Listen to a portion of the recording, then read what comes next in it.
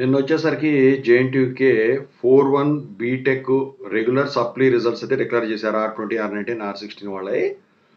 So, paper valuation ఎలా జరిగిందని చెప్పేసి పోల్ కండక్ట్ చేయడం జరిగింది. 4 ఆప్షన్స్ ఇచ్చి అప్పట్లాగా ఈజీ, ఐ పాస్డ్, అప్పుడు I passed, medium, I failed అని చెప్పేసి. చాలామంది పోల్ చేశారు.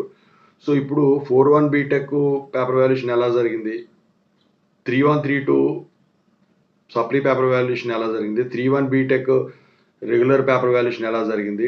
2-1, 2-2 బీటెక్ పేపర్ వాల్యుయేషన్ ఎలా జరిగింది? వాటిని చూపిస్తూ మీకు ఇప్పుడు జేఎన్‌టీయూకే 11, 12 బీటెక్ పేపర్ వాల్యుయేషన్ ఎలా జరిగింది? రిజల్ట్స్ ఎప్పుడు వస్తాయి? ఈ పేపర్ వాల్యుయేషన్ సంగతి ఏంటి? వీటి గురించి చెప్తానన్నమాట. ముందుగా అయితే ఖచ్చితంగా అయితే డిస్క్రిప్షన్లో ఉన్న Telugu engineering education Telegram channel join అవ్వండి. వాట్సాప్ ఛానల్ సబ్స్క్రైబ్ చేసుకోండి.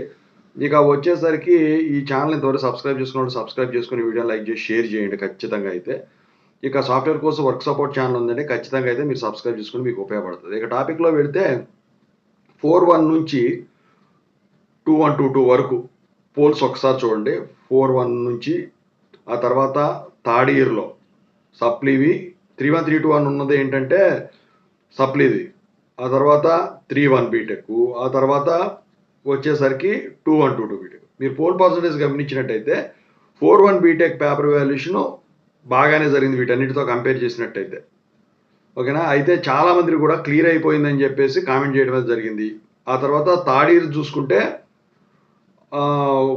కొంచెం దేంతో కంపేర్ చేస్తే కొంచెం లిబరాలిటీ అనేది తగ్గింది. ఇక ఆ తర్వాత 2-1, 2-2 చూసుకుంటే వీటన్నిటికన్నా 4-1 కన్నా, 3-1, 3-2 సప్లీ కన్నా, 3-1 రెగ్యులర్ కన్నా 2-1, 2-2 కొంచెం హార్డ్గా జరిగింది. 50% ఉంది కదా. సో ఫెయిల్యూర్ పర్సంటేజ్ ఏమో పెరిగిపోయింది 4-1 నుంచి 2-1, 2-2 వరకు. లిబరాలిటీ పాస్డ్ పర్సంటేజ్ ఏమో తగ్గింది. సో ఇప్పుడు 11, 12 ఎలా ఉంటుంది? 11, 12 బీటెక్ వచ్చేసరికి ఏంటంటే బేసిక్స్ వాళ్ళు పేపర్ వాల్యుయేషన్ చేస్తారు కాబట్టి పేపర్ వాల్యుయేషన్ అనేది అయితే ఇది కంప్లీట్ అయిపోవడం అయితే జరిగింది.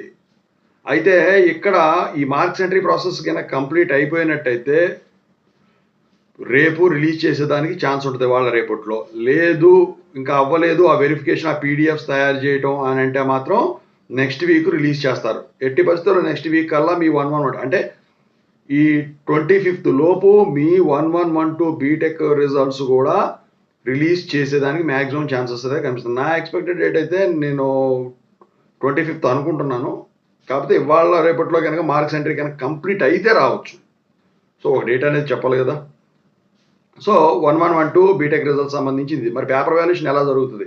మీరేం టెన్షన్ పడాల్సిన పని లేదండి. మీరు కనుక కరెక్ట్గా రాసుంటే మాత్రం ఖచ్చితంగా అయితే పాస్ అవుతారు. నేను ఫస్ట్ నుంచి కూడా చెప్తానే ఉన్నా. ఏంటంటే ఎలా పడితే అలా రాస్తే ఇప్పుడు జేఎన్‌టీయూకే వాళ్ళు కూడా ఫ్యాకల్టీ కూడా చేయట్లేదు. ఎందుకంటే ఇక్కడ 3 ఫేజెస్లో నోడల్ సెంటర్స్లో ఫ్యాకల్టీ వాల్యుయేషన్ చేసేవాళ్ళు చాలా పద్ధతిగా చూసి చేస్తానన్నారు.